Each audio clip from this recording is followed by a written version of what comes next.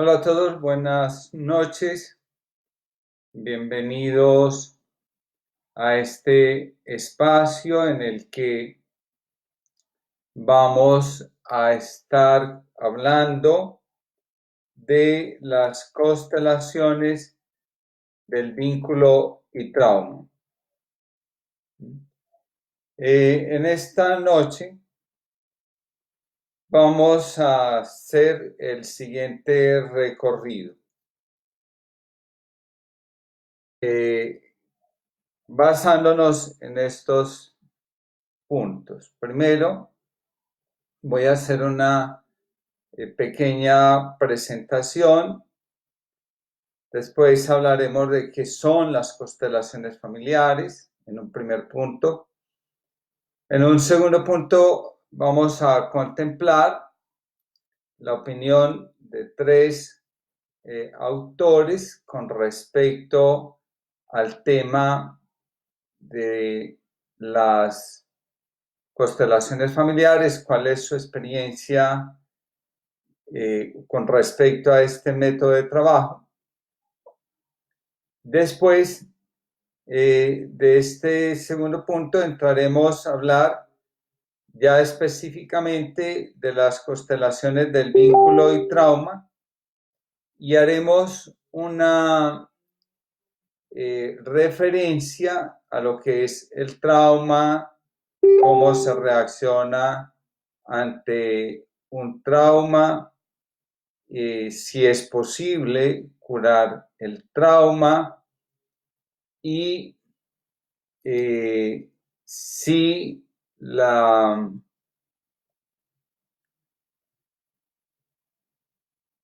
las constelaciones son una herramienta válida para abordar este tema en su complejidad.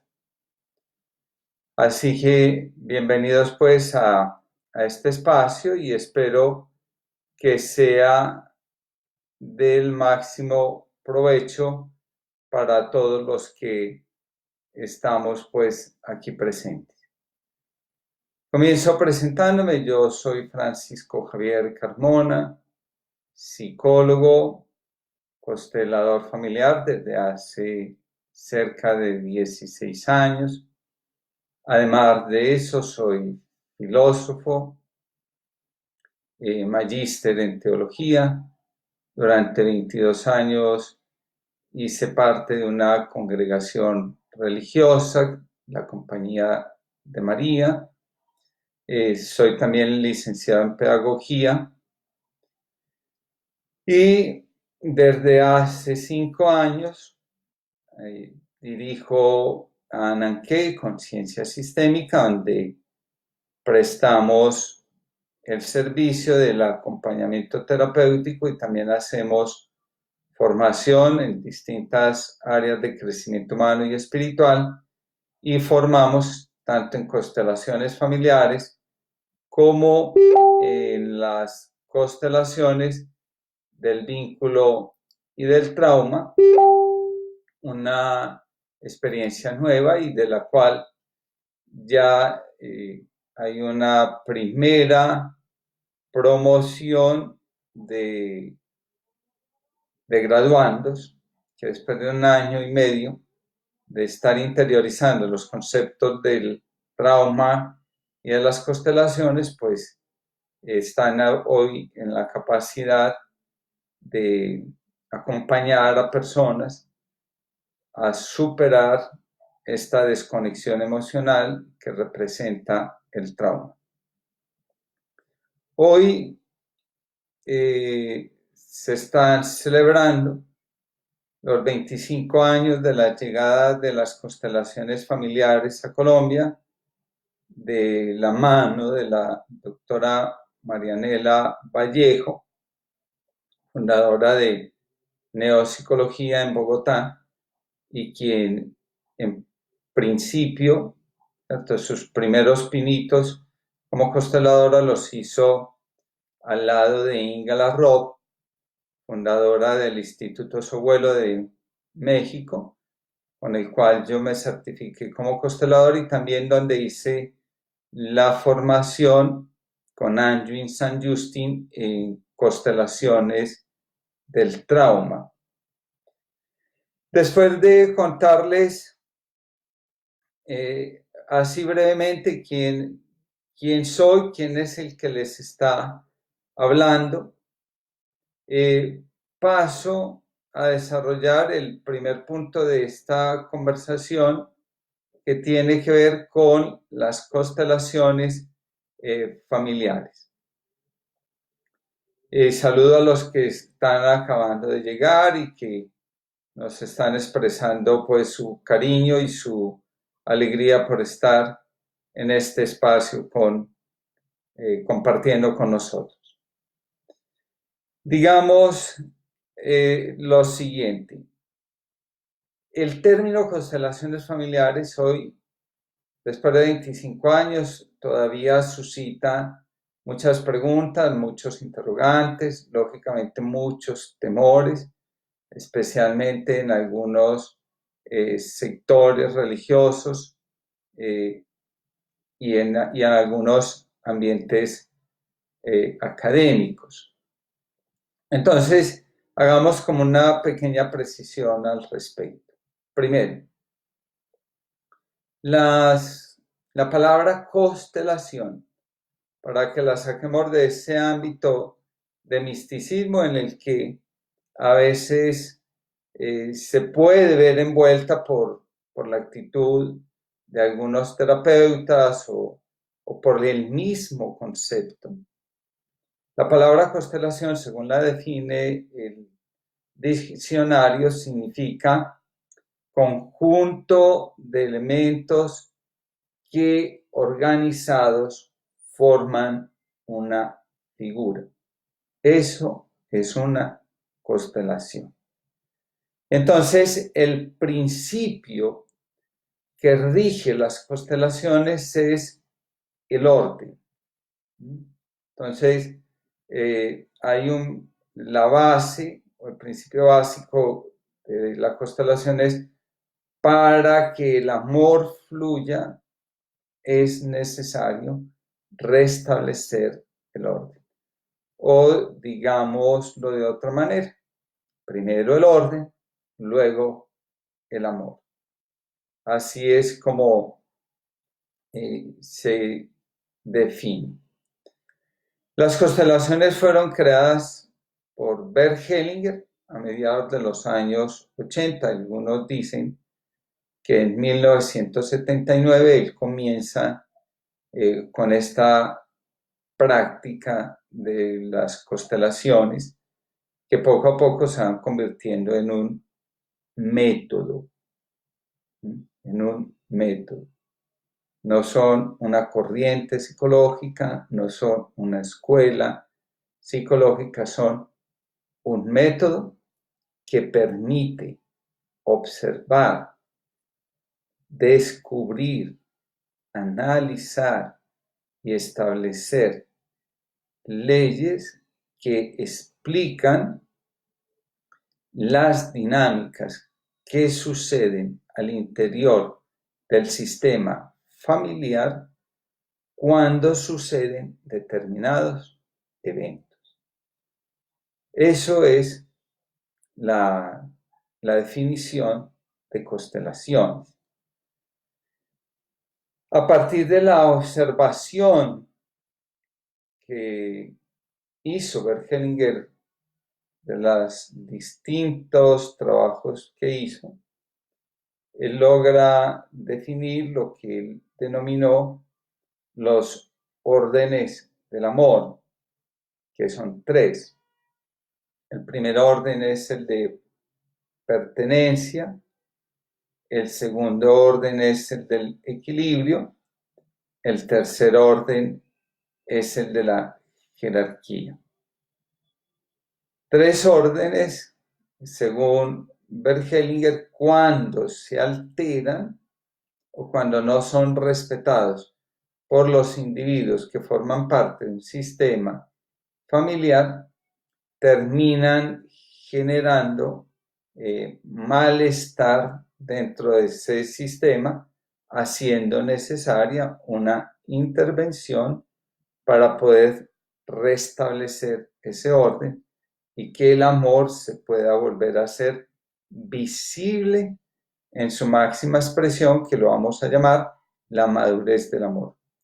Si hablamos del amor maduro, entonces también podemos decir que hay un amor que en constelaciones lo llamamos ciego, y es el amor que actúa por impulso. Y el impulso de ese amor es una necesidad de salvar al otro. Es una necesidad de hacer algo por el otro porque de alguna manera se percibe que ese otro está en alguna dificultad y que quien ve la dificultad tiene la responsabilidad de sacarlo de ahí. Entonces eso es lo que llamamos el amor ciego. Nos va a decir la página oficial de Bert Hellinger lo siguiente: la constelación familiar es un método que ocurre en grupos bajo la orientación de una persona. Sirve a las personas para descubrir los antecedentes de fracaso, enfermedad, desorientación, adicciones o algo similar. La constelación familiar es útil siempre que haya una necesidad para una acción o decisión inmediata. Entonces, eso es lo que va, digamos, lo cito directamente de la página oficial de Bert Hellinger, porque digamos que esa sería como la definición que oficialmente se podría dar. Y así, ateniéndonos a esta definición un tanto oficial, pues podemos ir discurriendo en esta reflexión. Nos va a decir la misma página de Bert Hellinger y dice: ¿para quién es una constelación familiar? Y entonces nos va a decir: para una familia en toda clase de conflictos, para la pareja, para mantener y mejorar la relación, para los niños en toda clase de problemas, problemas en la escuela, enfermedades, agresión, trastorno del déficit de atención y la hiperactividad, adicción, bullying. También la constelación familiar va a servir para trabajar el tema de la enfermedad. Entonces ahí podemos trabajar los temas de los antecedentes de la salud y de la enfermedad. En el mundo de la profesión, las constelaciones trabajan el conflicto, la falta de éxito como empleado o como trabajador independiente. Y por último, las constelaciones también se pueden llevar al mundo de los negocios, de la administración, donde allí podemos trabajar problemas de comunicación, problemas de jerarquía, cuestiones de decisión, el éxito de una empresa, el estancamiento de una empresa y cómo lograr que una empresa pueda fluir. Bien. Y en el último apartado de este primer punto, podemos decir que el objetivo de las constelaciones familiares son siempre acerca del ser o del no ser. Y nos va a decir la página oficial de Bert Hellinger lo siguiente: para todos los que experimentaron y reconocieron alguna vez el conflicto entre el ser y el no ser, y lograron descubrir que era un movimiento interior, y que ese movimiento interior tenía una dirección, y es que es siempre hacia adelante, o sea, en dirección a la vida. Todos saben, dice la página oficial de Bert Hellinger, muchas cosas, pero no logramos ponerlas en orden y en práctica. Y los enredos que no se logran resolver nos estancan en la vida, y aquellos a los que les logramos dar una solución adecuada, autorresponsable, nos permiten vivir felices.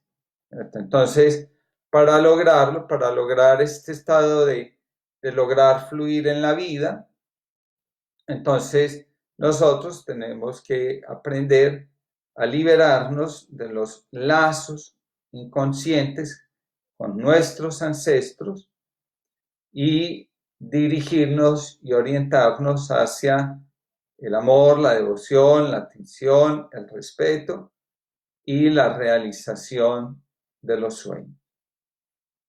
Ese va a ser entonces lo que oficialmente, vuelvo e insisto, se define como el objetivo de una constelación familiar. Vamos a pasar entonces a desarrollar un segundo punto de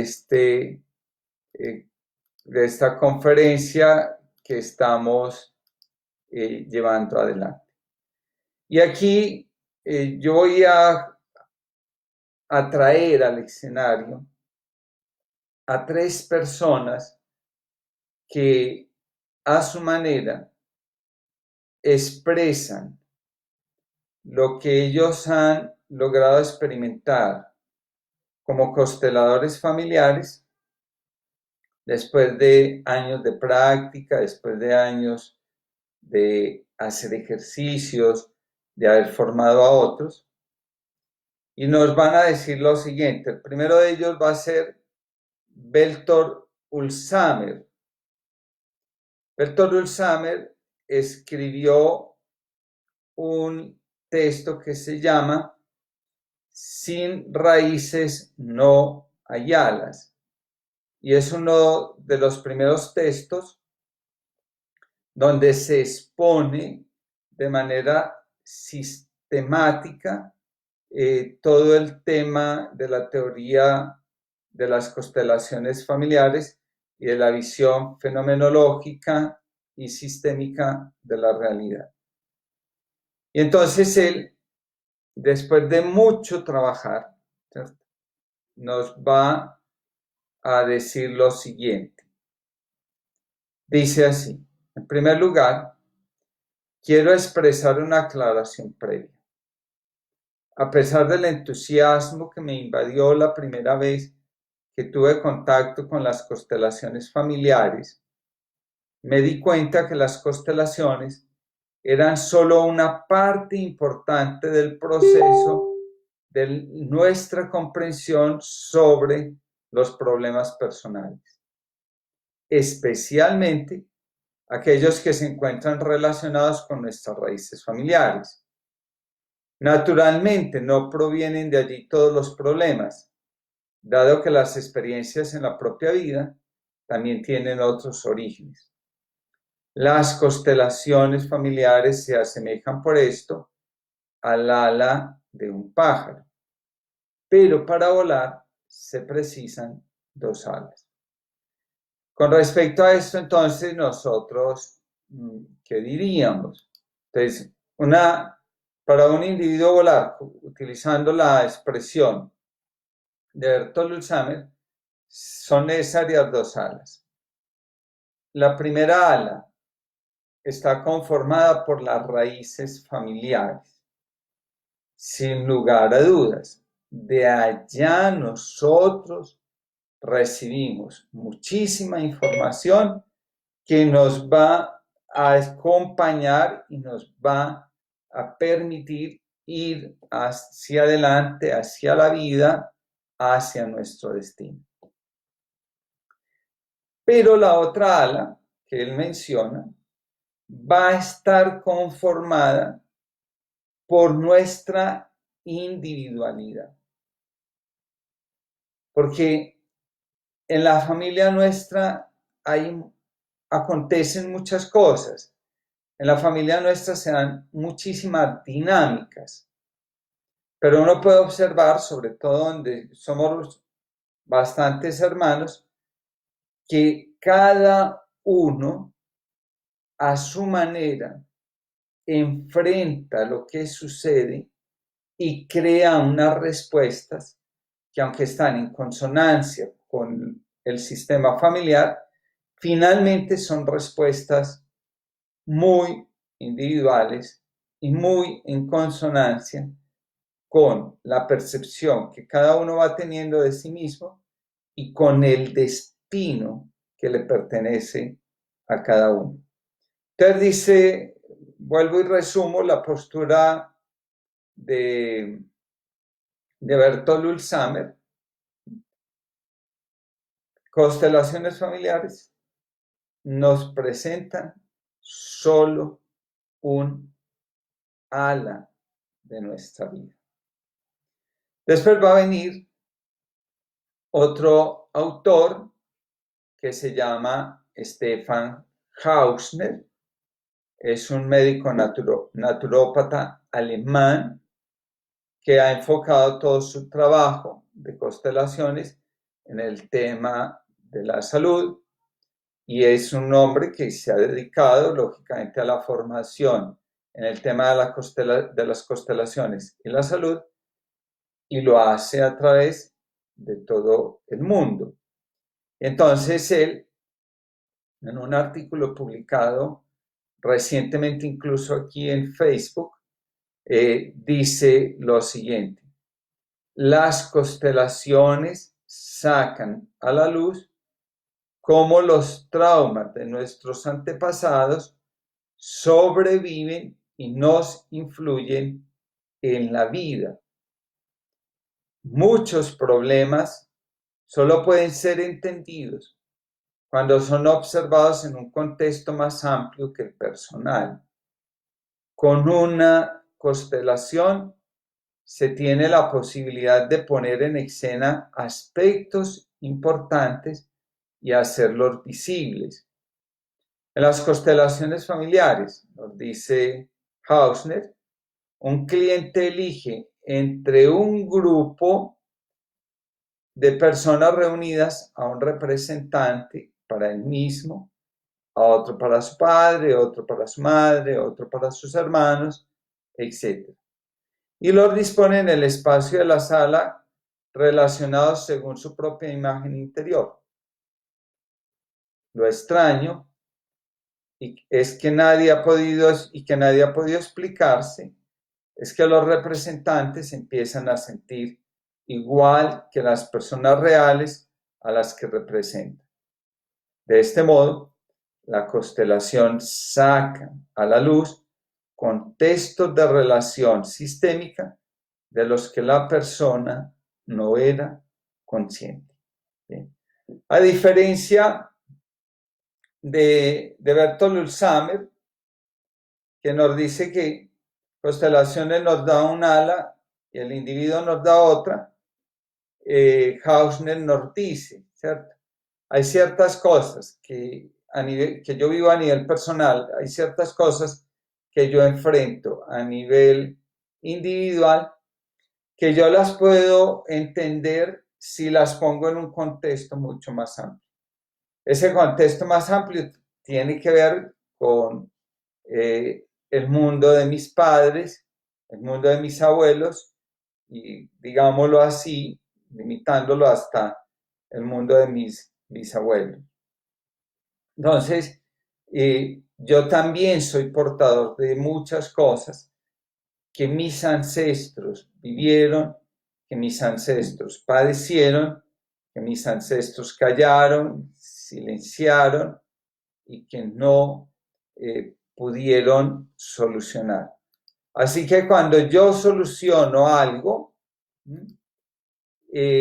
mis ancestros brillan, porque toda resolución de un asunto es un paso que se da adelante hacia la vida. Y entonces, vuelvo e insisto, cuando yo resuelvo algo, ese algo que yo logro resolver hoy es lo que mis ancestros estaban esperando poder resolver hacía mucho tiempo. Y al ver que alguien dio el paso hacia adelante, ellos entonces también resplandecen. Ese es uno de los principios básicos de la psicogenealogía. Los ancestros están presentes en mí y lo hacen de manera especial en aquellos asuntos que aún están por resolver.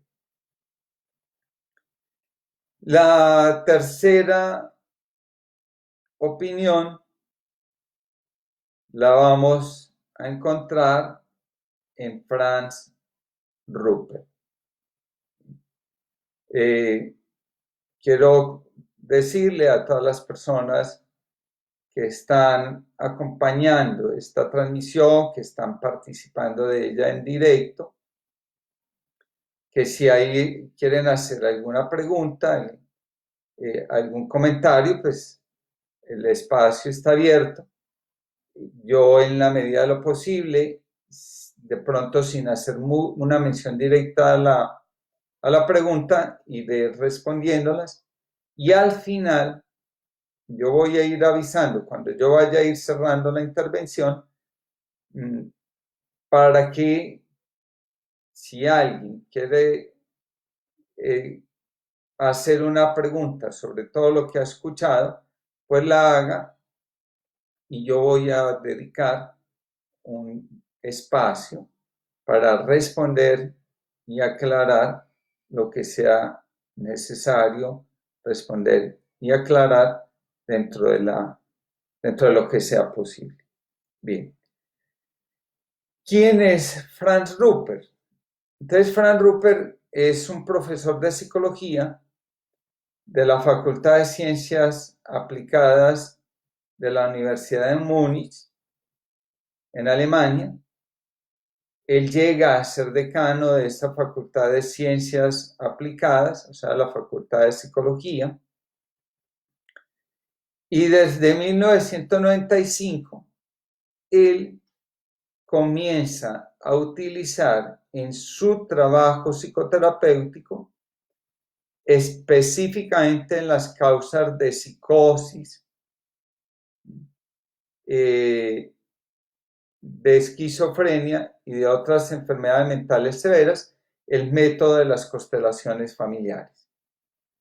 Y entonces, él cuenta que después de haberse formado con Bert Hellinger, de haber participado en innumerables encuentros con Bert Hellinger, tanto en Alemania como en otros países de Europa, y de haber trabajado una y otra vez con el método en los casos de enfermedad mental que ya mencioné, él va experimentando un cierto escepticismo frente a la constelación familiar tal como la presenta Bert Hellinger.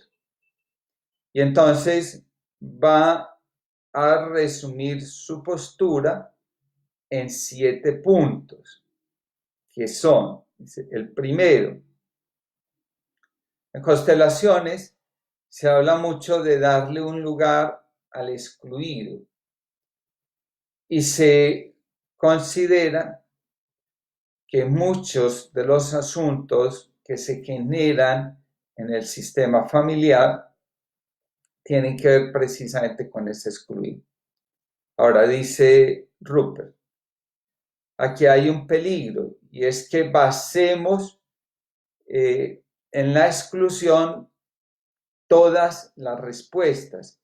Y entonces al final se puede correr el riesgo de hacer una constelación para poder encontrar al excluido y así ya todos sentirnos en paz.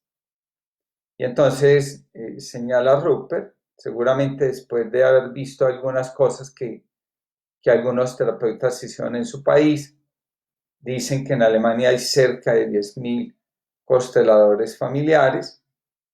Entonces seguramente él, después de ver la práctica de muchos, pues seguro percibió un afán por encontrar el sistema, el excluido en el sistema familiar y poder decir, vean, es por esto que se originó la dificultad, es por esto que persisten estas situaciones o se generan estas enfermedades. Y entonces él dice, se termina dándole un protagonismo exagerado al excluido. Bueno,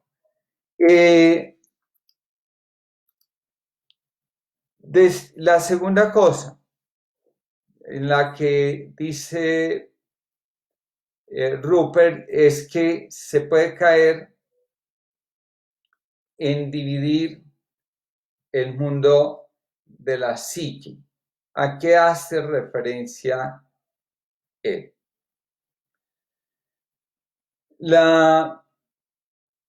Uno de los puntos centrales de la psicotraumatología desarrollada por Franz Rupert es el concepto de trauma simbiótico. ¿Qué es el trauma simbiótico? Es el vínculo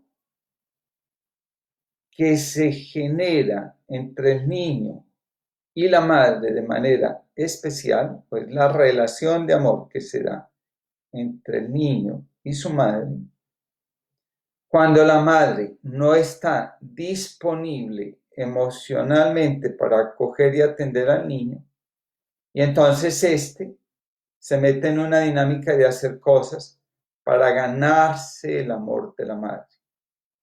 Y entonces, cuando Constelación escoge e insiste que para tener éxito en la vida y prosperidad hay que tener un buen vínculo con la madre, entonces muchas personas terminan sufriendo muchísimo porque no logran integrar primero esa desconexión que la madre mostró hacia ellos con todo el esfuerzo que ellos lograron hacer para atraer la atención y ganarse el amor de la madre.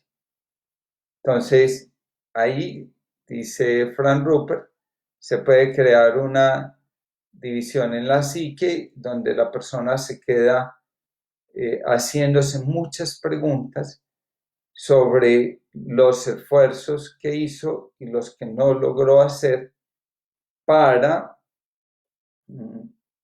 tener una relación diferente con su madre.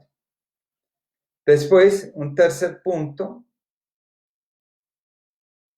Franz Rupert nos va a decir, los clientes terminan desresponsabilizándose de hacer cambios en su vida.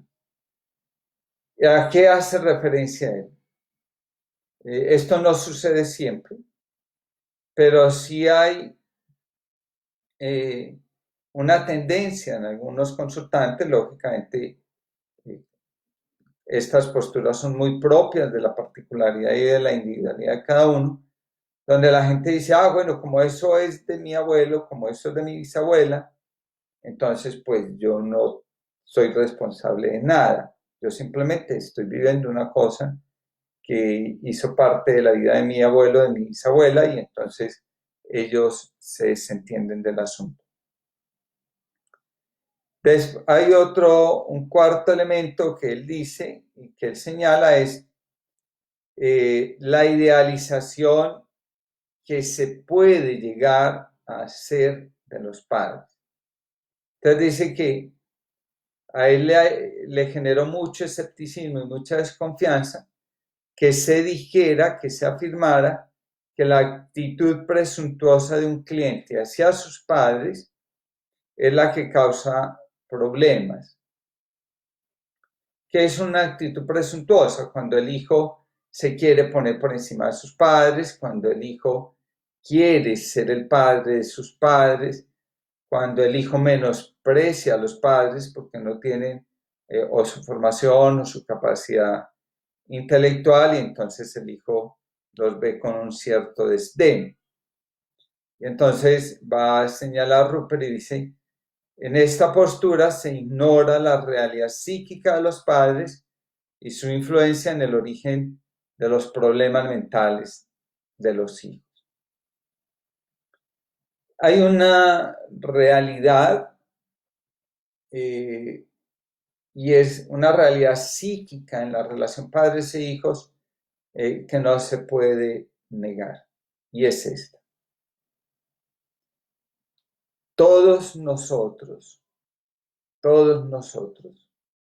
hemos tenido experiencias, algunas han resultado supremamente dolorosas y otras difíciles de resolver. Algunas de las dolorosas se han podido curar y algunas de las que han sido difíciles se han podido resolver. Pero han quedado asuntos dolorosos, ignorados, y han quedado situaciones difíciles que no se resolvieron de la manera adecuada. Y eso está ahí, haciendo parte de nuestra realidad psíquica. En el momento en que nos convertimos en padres, también lo hacemos con nuestra realidad psíquica. Ella no nos abandona. Y entonces nuestro ejercer de padres va a estar mediado, condicionado, contaminado, le podemos poner la palabra que queramos, por aquello que ha sido determinante en nuestra vida, bien sea por dolor o bien sea por dificultad. Y entonces, ahí eso que está y que yo no logro hacerme cargo, va a condicionar la relación con el hijo. Entonces, a veces, el hijo, cuando el hijo tiene que lidiar con su padre y también con, vamos a ponerle la palabra, con el trauma de su padre. Entonces, en muchas ocasiones el hijo no sabe con qué parte del padre es con la que se está relacionando, si se está relacionando con la parte sana del padre o con la parte traumatizada del padre.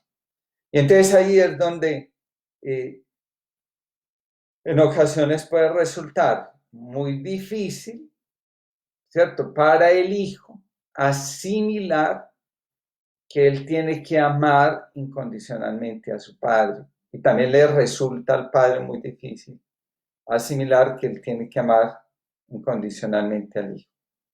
¿Por qué? Porque a un padre desconectado emocionalmente le va a costar mucho una relación fluida con su hijo.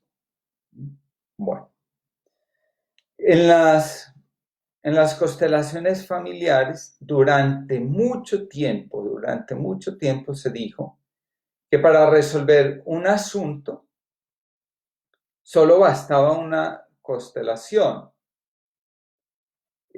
Cuando yo inicié mi caminar como constelador hace 16 años, era muy pegado al libreto y yo también cogía y decía exactamente lo mismo, que con una sola constelación ya el asunto quedaba resuelto. Sin embargo, con el paso del tiempo, ¿cierto?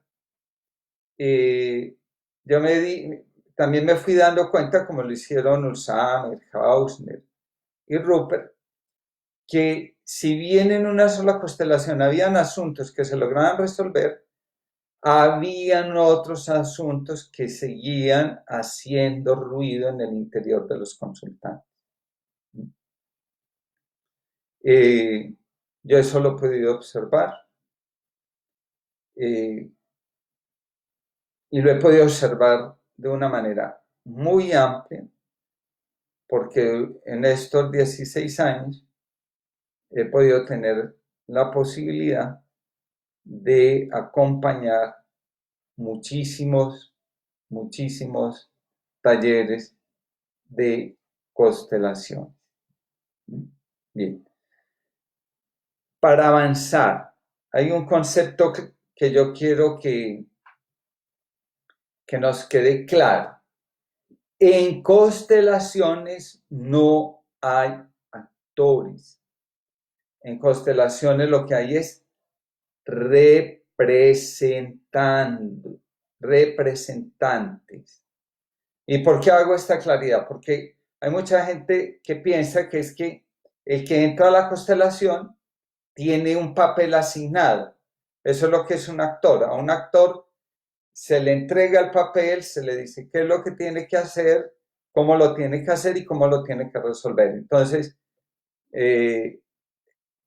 eso, digamos, corresponde a otro tipo de terapias. En constelaciones hay representantes. ¿Cuál es la diferencia? Cuando a uno coge el terapeuta, el que acompaña al grupo, te dice, por favor, representa al padre, de fulanito de tal, no te entrega ninguna información acerca de ese padre, ni de cómo es ese padre, ni de cómo se comporta ese padre, ni qué es lo que perturba a ese padre. Entonces, cuando tú entras a la constelación y entras como representante de ese padre, de inmediato, por resonancia mórfica, que es un concepto traído de Rupert Sheldrake, o la teoría de las neuronas espejo, yo me puedo conectar, empezar a moverme y empezar a experimentar una serie de sensaciones que van a permitir tanto al resto de los otros representantes como al consultante mismo identificar las dinámicas que se están dando, ¿cierto? Entonces, ahí hay una cosa. Y otra cosa muy importante, en lo aparente nosotros somos distintos, pero en lo profundo todos somos iguales porque provenimos de la misma fuente y compartimos la misma información. Somos como los icebergs que desde fuera son separados, pero cuando uno entra y cuando uno profundiza, ¿cierto? Entonces se dan cuenta que están unidos. Bien, entonces está ahí. Ahora, tanto en las constelaciones como muñecos, con objetos, con cojines, son válidas, no necesariamente tienen que ser con seres humanos, porque lo que se pone en escena es el mundo psíquico del consultante. Es el mundo psíquico del consultante. Entonces, quien está realmente ordenándose es ese mundo psíquico del que está en la consulta. Bien. Y cuando se da ese orden dentro del mundo psíquico, pues la persona luego ordena su manera de relacionarse y de vincularse externamente. Bueno. Entonces ya ahí hablamos del tema de la idealización de los padres, que es como el cuarto punto que suscita un escepticismo en Frank Rupert. Un quinto punto que señala Frank Rupert tiene que ver con los movimientos del alma. Aunque él no menciona los movimientos del espíritu, yo sí los voy a mencionar. Entonces, en el alma es la vida misma. Y entonces el alma, los movimientos del alma son muy, voy a decir así, muy sencillos, porque el alma se mueve en dos direcciones. O se mueve hacia la vida o se mueve hacia la muerte. El alma o se expande o se contrae. ¿Sí? El alma va hacia el amor o va hacia el sufrimiento. Y entonces, ¿qué es lo que hace el alma? El alma siempre está determinada por todo aquello que le dé sentido y significado. Hacia allá es donde el alma fluye, donde el alma se mueve, ¿cierto? Y eso que le da sentido y significado al alma nos conecta con aquella fuerza superior que en constelaciones familiares se va a llamar el gran alma o la gran alma. Bueno, para Frank Rupert, en muchas ocasiones estos movimientos aparecen idealizados y mistificados, es decir, rodeados de un halo de misterio que yo pienso pueden provenir de la visión mística que va desarrollando Bert Hellinger, entendiendo esa visión mística como cada vez más consciente de que somos dirigidos por una fuerza superior a nosotros mismos, como de la distorsión propia de algunos terapeutas. Recordemos que uno también constela a partir de su propia historia personal y de su propia biografía. No hay ningún terapeuta que logre desconectarse de su historia personal y de su biografía. Por eso es tan importante que todo terapeuta a su vez vaya a consulta, ¿sí? Porque yo tengo este presupuesto de que el que acompaña tiene que dejarse acompañar para que al final no termine proyectando sus oscuridades sobre aquellos a los que acompaña, ¿cierto? Aquellos sobre los que acompaña. Entonces, digamos que a veces esta idealización de los movimientos del alma no son tan de la constelación como que los pone el terapeuta o a veces los pone el mismo consultante. Hay ocasiones en que hay personas que van a una constelación no buscando resolver un asunto, sino buscando encontrar una respuesta mágica a un asunto, ¿sí? Van con la expectativa de que en la constelación se puede mover alguna energía que está por ahí perturbando su economía, perturbando sus relaciones, y entonces a veces el terapeuta o a veces los terapeutas caemos como en la complacencia y alimentamos estas idealizaciones. Luego, entonces los movimientos del alma son eso. Ahora, el movimiento del espíritu es uno. ¿Cierto? Y los movimientos del alma son dos, el movimiento del espíritu es uno. Y ahora, dice el movimiento del espíritu hacia dónde es, hacia el orden, ¿cierto? Hacia el orden. Entonces el espíritu devuelve cada cosa a su lugar. ¿Y cómo lo hace? ¿Cómo lo hace? El espíritu mueve las cosas de la siguiente manera.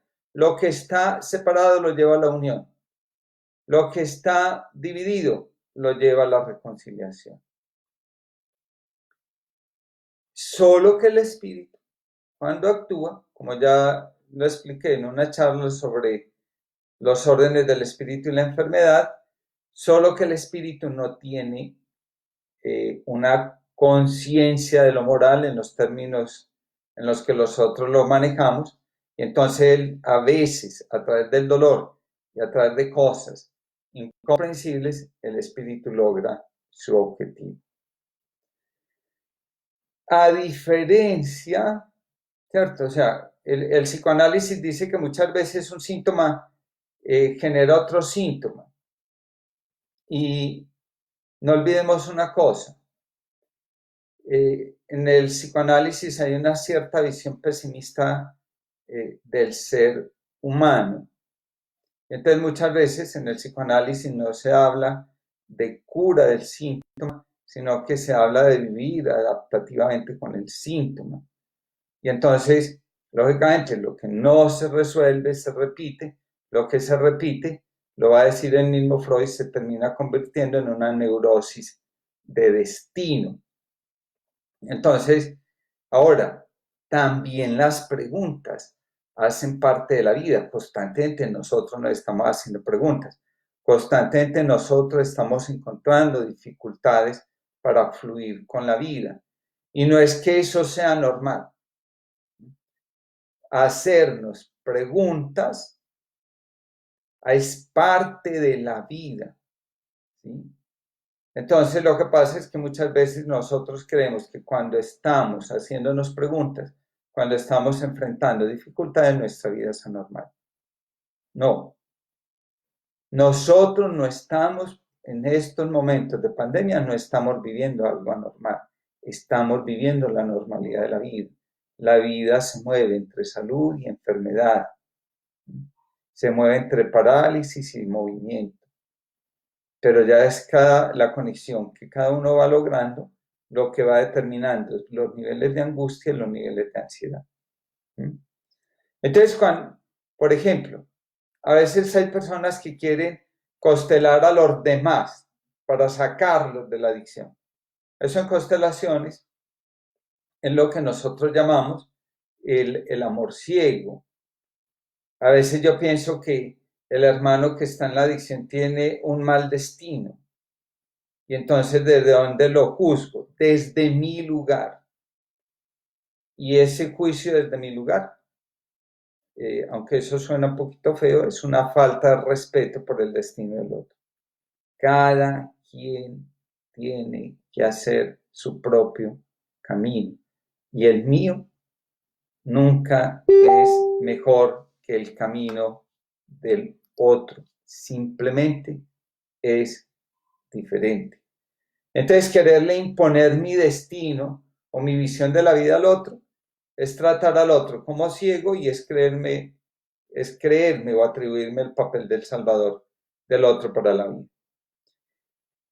Y el alma es una fuerza que nos abarca a todos. Entonces nosotros no tenemos un alma, nosotros estamos dentro del alma. El alma nos abarca a todos.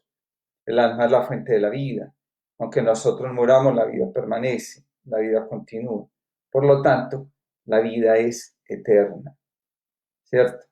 Renacemos, no volvemos a la vida, ¿cierto? En términos, hay un físico cuántico que dice que las personas que piensan que morimos y volvemos otra vez a tomar la figura carnal o terrena, son personas que creen que pertenecemos a la tierra y nosotros somos energía. Entonces nuestra vida es fuerza y es la fuerza misma de la vida. Por lo tanto, cuando abandonamos esta existencia terrena, la energía no se recicla, la energía se transforma, continúa hacia adelante. Después viene Y entonces dice, en estos movimientos del alma, este tema de la reconciliación entre víctimas y agresores aparece muy idealizado. Y aparece muy idealizado que muy idealizado porque, por lo siguiente, si bien es cierto que la venganza no conduce a ningún lugar y que la venganza es solo una solución inmediata, pero a largo plazo es un gran problema, ¿cierto?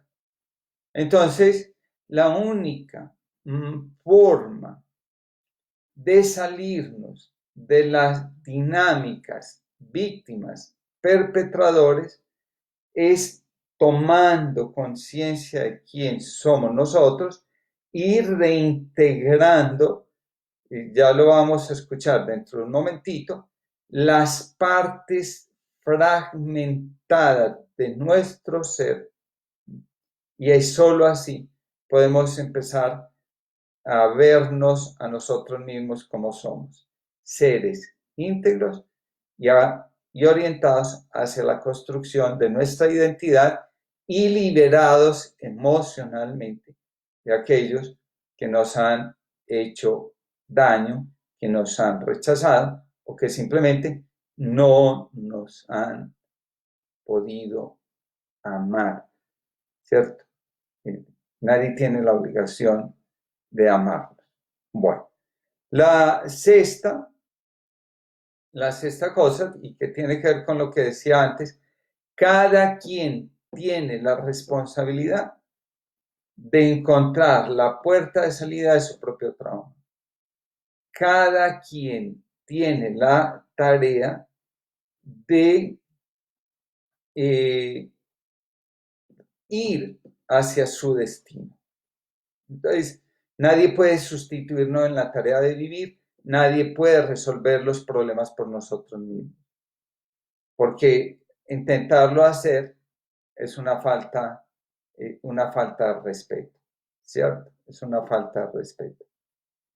Entonces, no se podría hacer por eso. Bueno, entonces, salir de esa dinámica de víctimas y victimarios. ¿Y dónde renacemos?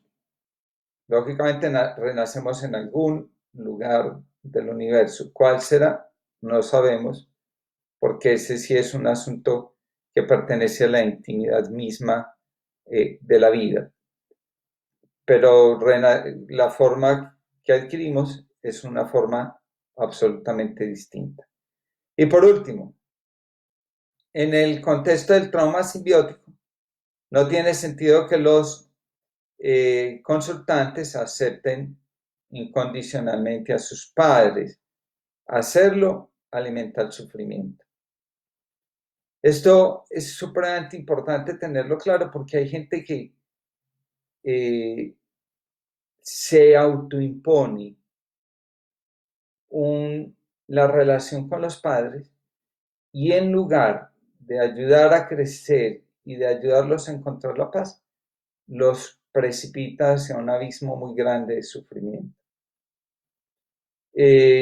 Digamos que yo no me tengo que autoimponer amar a los padres, porque a veces los padres nos han agredido, pues hay padres que han sido los abusadores, hay padres que han intentado matar a sus hijos, ¿sí? De eso conozco de cerca casos, y eso queda grabado en el alma del hijo.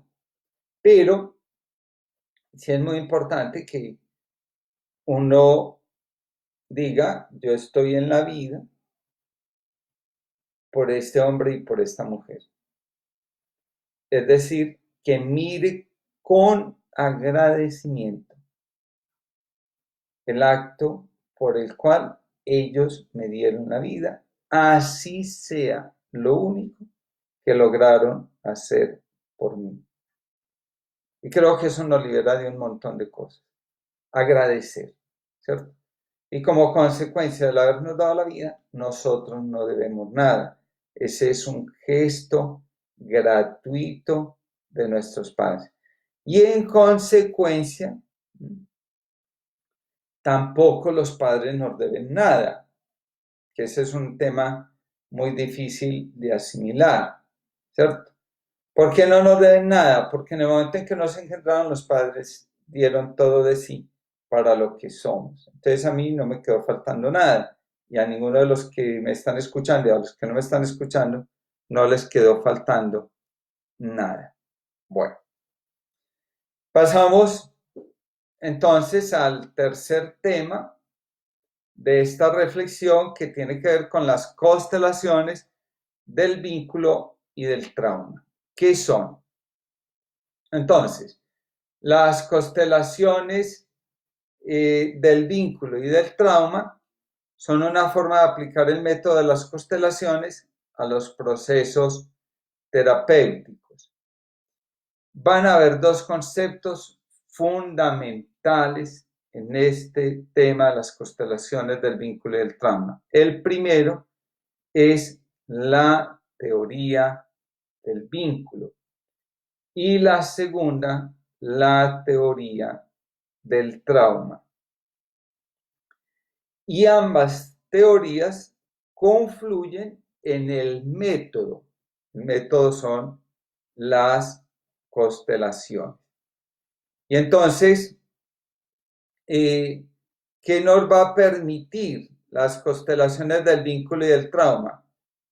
Resolver el trauma simbiótico, es decir, la relación madre e hijo. Y nos va a decir Rupert, en un texto que escribió en el año 2018, que los conflictos emocionales hacen que las personas se perciban viviendo una identidad ajena. Miren, una madre pudo haber intentado abortarnos, pero estamos aquí.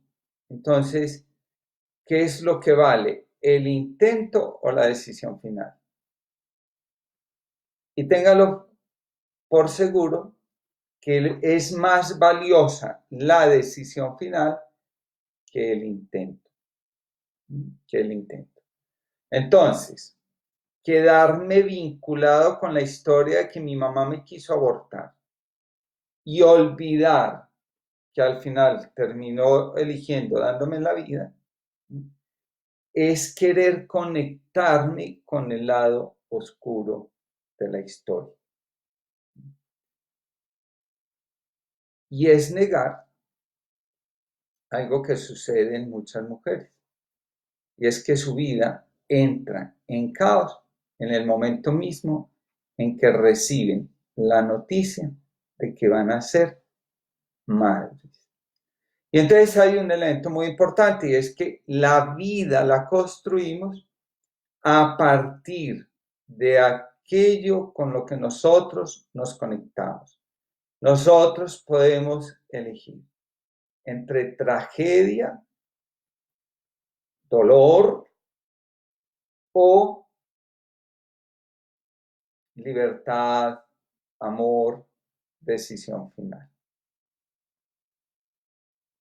¿De qué va a depender la elección? Lógicamente la elección va a estar al servicio de lo que yo quiera construir con mi vida. Va a resultar más difícil que yo logre construir una vida feliz si hacia donde yo estoy mirando es a todos los intentos de agresión que se hicieron en contra mía. Pero si yo logro integrar eso y decir, bueno, pues así fue el comienzo, no todas las historias tienen por qué comenzar de una manera muy linda. Hay historias que comienzan de una manera difícil, ¿cierto? Pero yo logro transformar. Que si queda una grabada en el alma de uno que hubo un intento de rechazo, claro que queda grabado. pero eso no tiene por qué ser lo que nos determine. El rechazo es el punto de partida de una bella historia de vida.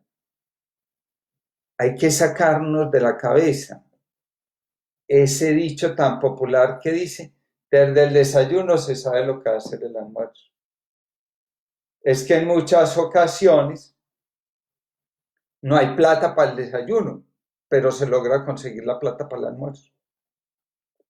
Muchas veces en una relación se comienza detestando al otro y a medida que vamos caminando se aprende a amar y se descubren otras cosas muy bellas a partir de las cuales se pueden construir cosas totalmente diferentes.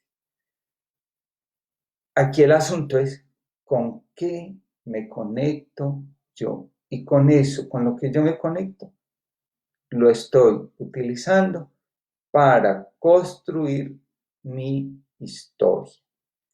Y esa ya es una decisión única y exclusivamente mía. En ella no hay intervención alguna de mis padres.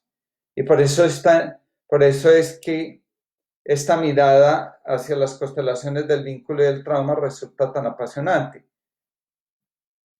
Ancestros, familia, sistema familiar es un ala, individuo, el yo, la identidad, son el otro ala.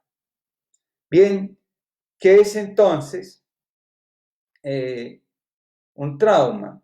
Entonces, un trauma nos lo va a definir Frank Rupert como la vivencia de una situación en la que una persona se encuentra impotente y desamparada, se encuentra a merced de fuerzas que amenazan su vida, y estas pueden ser fuerzas de la naturaleza, como por ejemplo una pandemia, un tornado, un tsunami, un fuego, pero a menudo hay otras personas que son las que ponen en riesgo mi vida.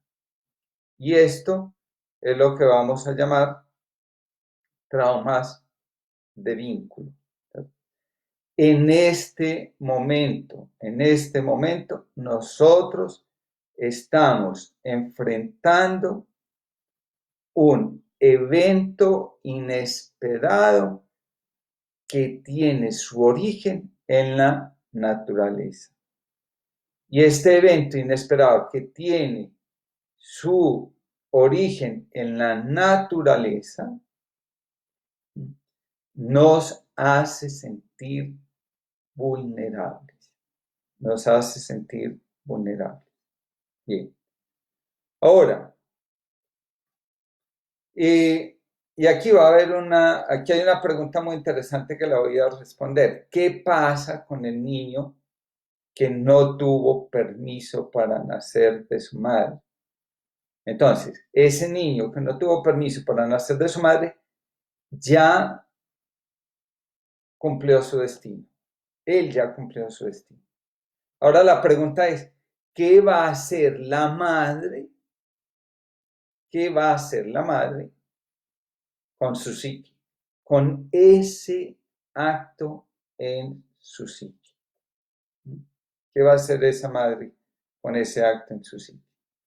¿Por qué?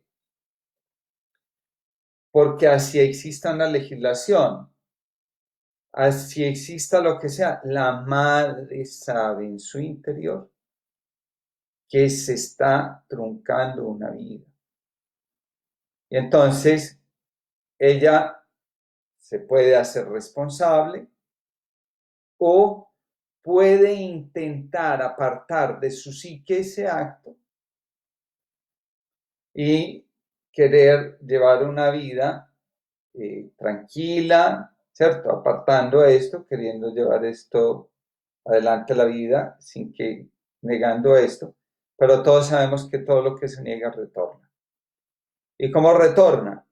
De otras maneras a perturbar la psique y a pedir la integración, ¿cierto? Y esa integración finalmente es asumir la responsabilidad de la decisión del acto y de la decisión sobre el destino del otro. Y como dice alguien de los que está participando, pues ese bebé que tuvo una vida corta, ya tuvo toda una vida. Como dicen por ahí en la calle, ¿cuánto dura un amor? El amor dura la eternidad. Y si fue un segundo, esa es la eternidad que dura el amor. Esas semanas, esos meses que el bebé estuvo vivo, esas son el tiempo suficiente para que el bebé haya logrado su destino. Es que no todos los destinos son largos, ¿cierto? Hay gente que no alcanzan a nacer y hay gente que se muere ya a los 100, 200 años. Bueno, hasta allá no llega nadie, eso es exageración paisa. Pero no todos estamos obligados a permanecer en la vida mucho tiempo. Hay unos que parten más rápido y hay otros que van partiendo más despacio. Ahora, ¿cómo reaccionamos nosotros ante una situación que amenaza nuestra vida? Y entonces reaccionamos de dos maneras. La primera es congelarnos, ¿cierto? Reteniendo la fuerza de la vida por temor a morirnos, por temor a perder la vida. Y la segunda manera es disociándonos, ¿cierto? Es disociándonos. Y entonces en esa disociación nosotros estamos protegiendo la psique para poder vivir. Ahora, como diría por ahí los analistas junguianos, esos fragmentos de la psique van a cobrar vida autónoma y se van a convertir en unas subpersonalidades que van a formar parte de mi mundo interno. Y ahí vamos a encontrarnos con los complejos.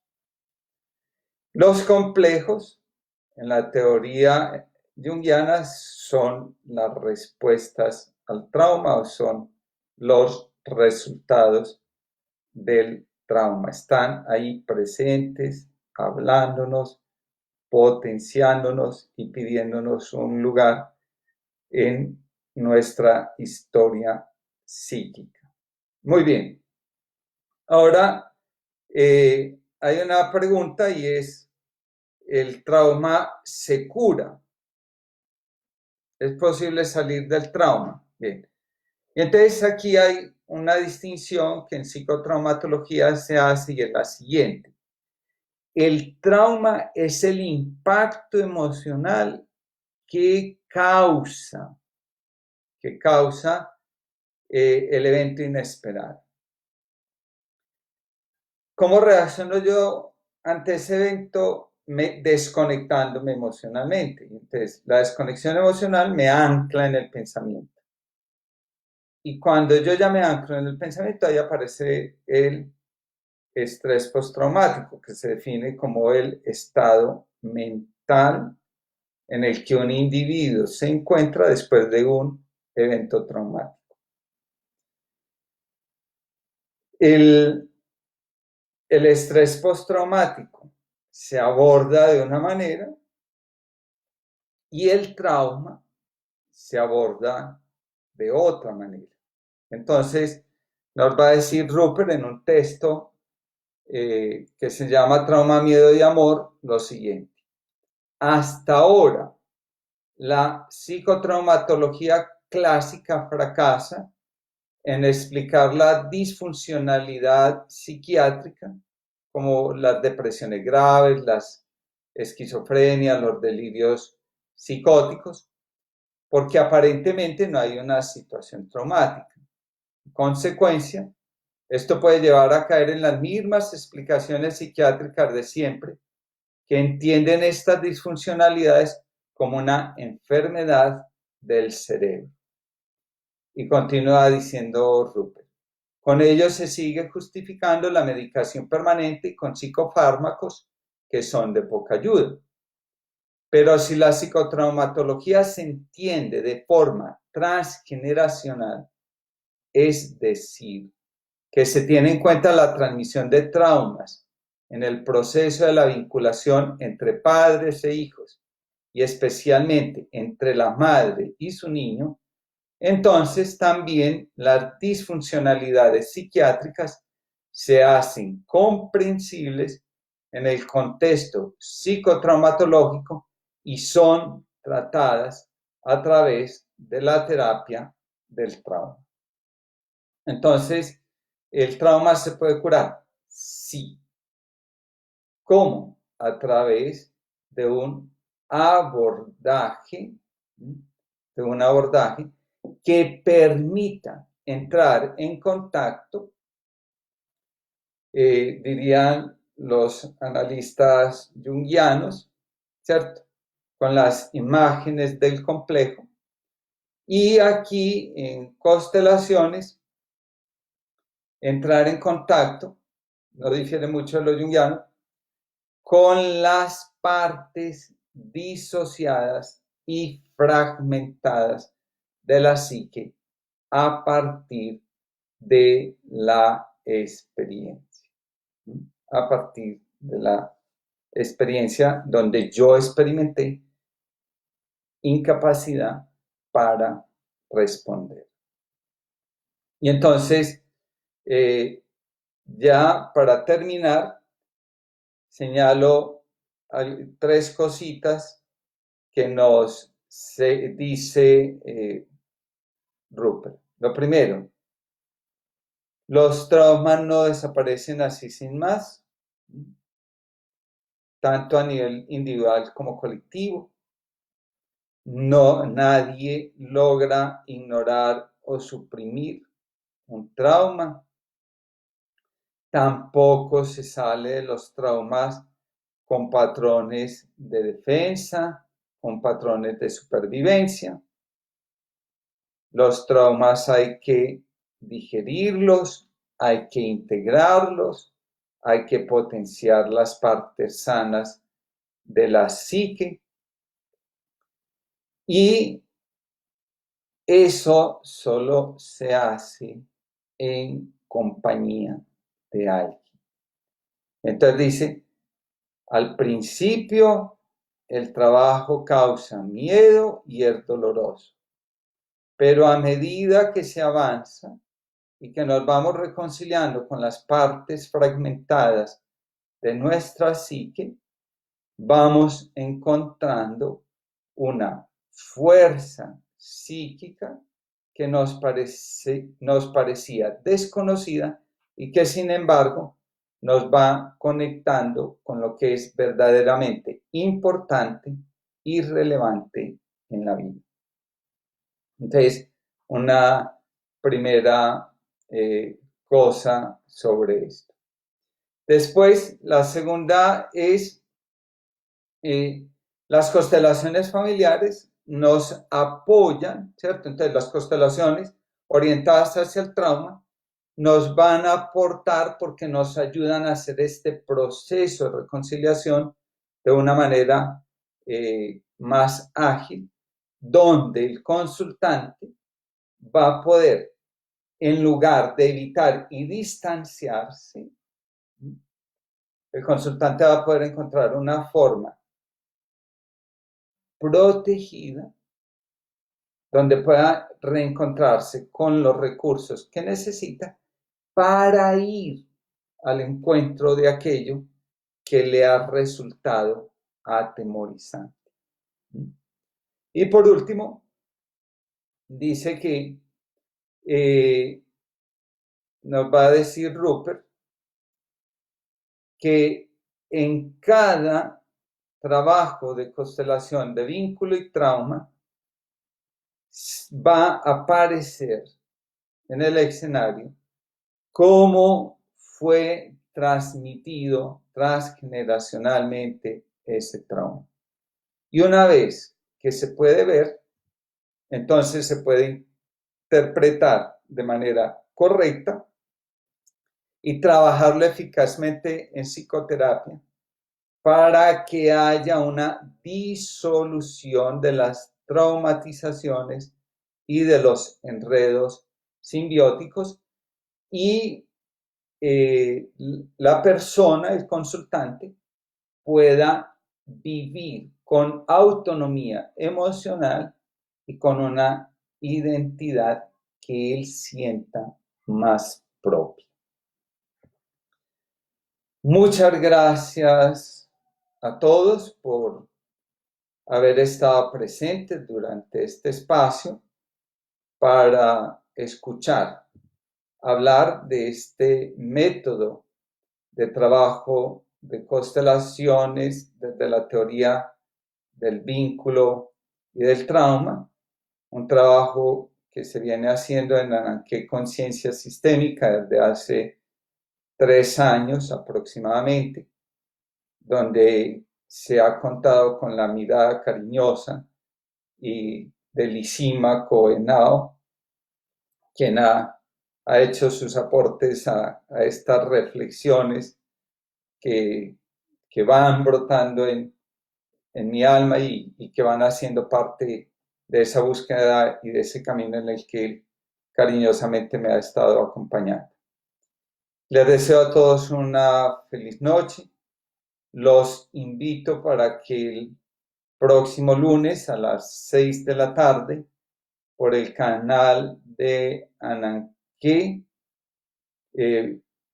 participemos de la conferencia sobre psicotraumatología en un ciclo que estamos haciendo de salud, enfermedad, desde los órdenes del amor, desde la visión sistémica, desde los órdenes del espíritu. Y esta ocasión le va a corresponder el escenario a la psicotraumatología. Feliz noche para todos, un abrazo desde la distancia y seguimos en contacto. Los espero el próximo lunes. También hay una invitación para el domingo a las 7 de la noche para la segunda parte del trabajo de reconciliándonos con nuestros personajes interiores.